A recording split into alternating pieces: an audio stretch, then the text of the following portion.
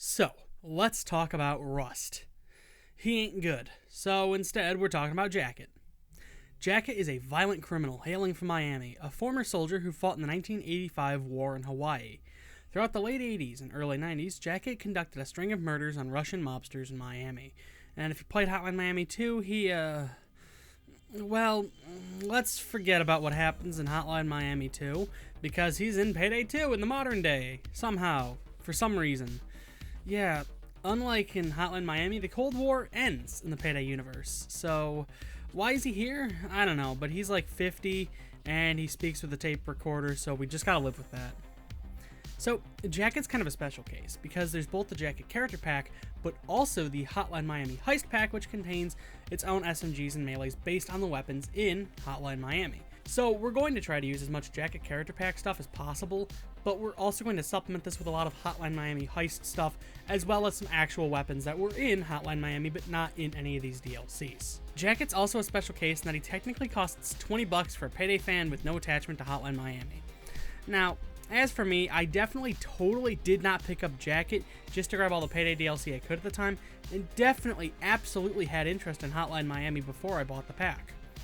If you own the console versions of Payday 2, you get Jacket for free, so rejoice! But if you're Australian and you have the PC version, you kinda need to email a scan of your ID or your Australian passport to Overkill, and it might be a while before you get a response back from them. Additionally, Jacket is occasionally given away as codes on the forums, Discord, and some community pals, so just be on the lookout, and every now and then you might see a couple. But yeah, $20, but he's part of a $5 DLC for a $15 base game, so we're just going to say Jacket costs 5 smackaroos, just like any other character pack that you paid for. Let's also just say you own Payday 2 Ultimate Edition, because that just makes things easier on me. So let's begin with Jacket's gun, the Jacket's Piece SMG. This is based on the Cobra M11/9 machine pistol. Jacket's Piece is akin to a Mark 10 on steroids. It's got a higher rate of fire, more accuracy and stability, and slightly better vertical recoil, or maybe slightly worse. I don't know how these numbers work. The big issue, though, is it has a lower magazine size. That means while it hits 800 damage per second unmodded, over the long run your DPS will drop below the Mark 10s because you are reloading more often. And this gun's reload is an atrocious 4.5 seconds. Oh my god. Furthermore, the Mark 10 has tons of stability improving mods that make it more viable in the long run, whereas Jacket's Piece kind of flounders just a bit. Just a bit, though. 1,200 rounds a minute at 40-something damage is still amazing in Mayhem and Deathwish, and this thing gets its own specialized barrel extensions based on the ones from Payday the Heist. Again, specialized killing is headed out the door, so we're just opting for the Competitor's Compensator, a compact laser module, though an LED combo or other combined module would work if you really want a flashlight and need the stability. A speculator sight mounted all the way at the front of the gun for some reason, a war-torn stock, and the 80s calling receiver. That's not a weapon skin, that's a receiver. With the right skills, we got 47 rounds doing 45 damage each, and a magazine emptied in a little bit over 2 seconds.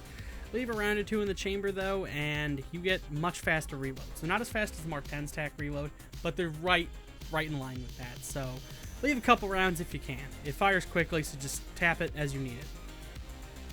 But what about our primary? Neither the Jacket Pack nor the Hotline Miami DLC come with a primary, so let's just take a look as to what types of guns were in Hotline Miami and find their Payday variants. Alright, so we have the M16. No, that'd just be like a car weapon. Probably the AMR-16, which that's pretty easy. Mossberg 500, that'd roughly be the Rheinfeld. Nah. M249, that'd be the KSP. That's a little too easy nowadays. Kalashnikov, the R93, dual-wield MP5. Wait, Akimbo MP5s? Yeah, let's do that. We got that in the game. Yeah, MP5. What is it called in the... Oh, it's the Compact 5. Well, the good news is they buffed the Compact 5 back around Christmas. It was during the Reservoir Dogs heist update, and the patch also affects the Akimbo variant as well. Better stability, better accuracy, better damage. The only downside is the Heathers are still your better option for an Akimbo SMG. Still, Akimbo Compact 5s let us stay within the SMG jurisdiction, which keeps our skill points from being spread thin. Tactical compensators, stability boosts, and white and foregrips compact laser modules, and we've hit 100 stability with decent accuracy and damage repair guns we're kinda just blitzing into a crowd with, using a bit more finesse than we would otherwise get from Jacket's lovely piece. As for melee, I really tried to use the Carpenter's Delight, that's what comes with Jacket, but it just swings a little bit too slowly for my tastes, so I opted for the Hotline Miami Heist's Cleaver Knife, which is faster, but also does more damage. So, what are my core skills? I grabbed Joker, Partners in Crime, and Hostage Taker Ace for some bonus health and regen. All the basic armor skills with Die Hard and Shock and Awe aced for some extra armor for the light ballistic vest I'll be packing, as well as the ability to knock shields down. Aced Steady Grip with basic Surefire, Aced Lock and Load, and Body Expertise will give my SMGs a hand. Aced Akimbo for some stability and ammo, and Aced Bloodthirst and Pumping Iron for a melee boost. My perk deck is going to be the one that comes with Jacket, Sociopath. Sociopath offers a minor damage reduction when surrounded by enemies, which doesn't work unless you pick up Underdog, which I didn't, oops. As well as a decent amount of armor regen on medium range kills, but the big selling factor is its melee based health regen.